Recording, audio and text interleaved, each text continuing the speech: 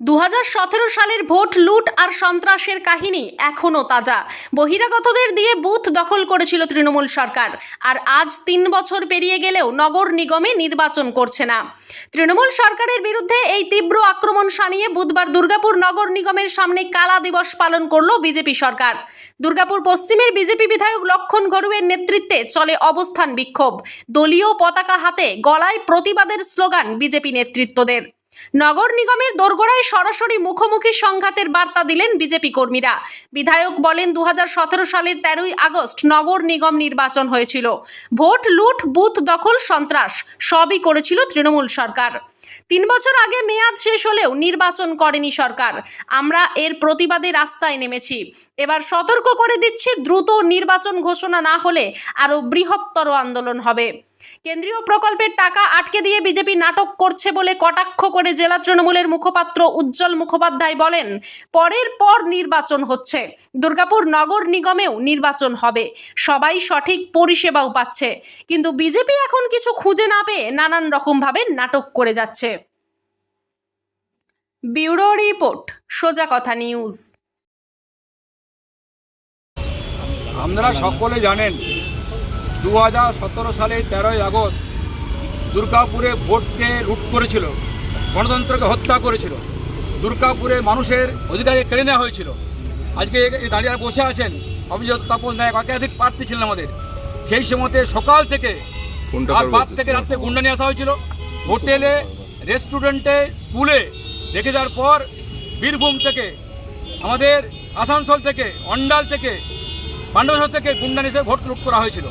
আর সেই লুট করার পর থেকে 3 বছর অতিক্রান্ত হয়েছে, দুর্গাপুরে ভোট করেনি। তার একটাই কারণ, দুর্গাপুরের কর্পোরেশন সব দুর্নীতিগ্রস্ত।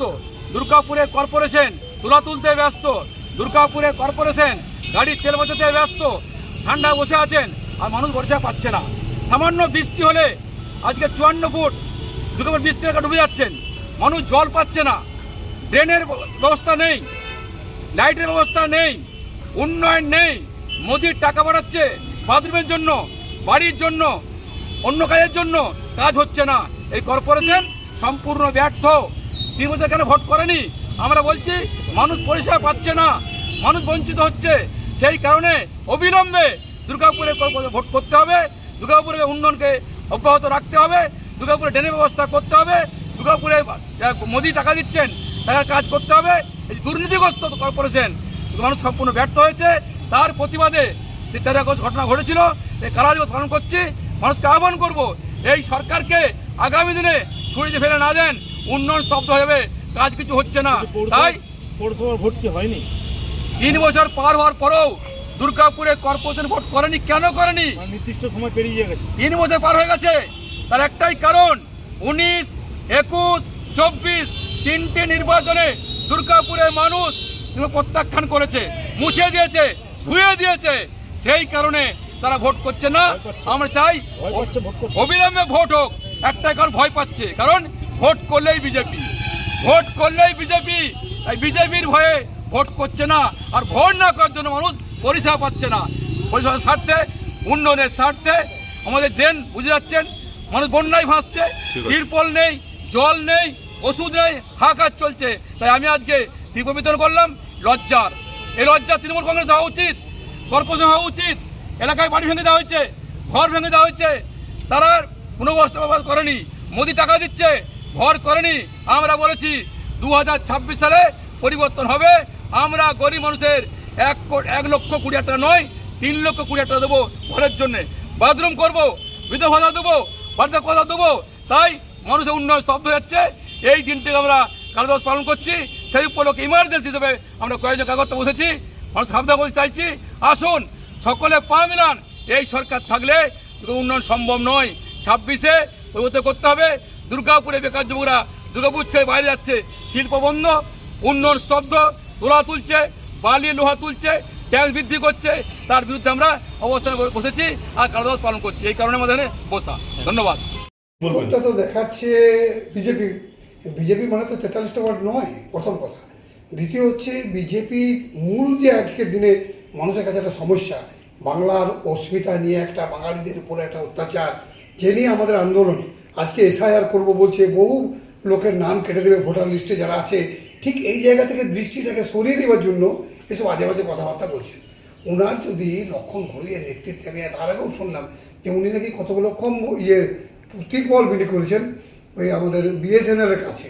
তো বিএসএনএল এর কাছে তো কোনো বস্তি নেই, তো সেখানে উনি কাকে দিচ্ছেন আমি জানি না, কিছুগুলো অবৈধ দোকান ফোকান আছে তাদেরকে দিচ্ছেন, তো দিতেই পারেন।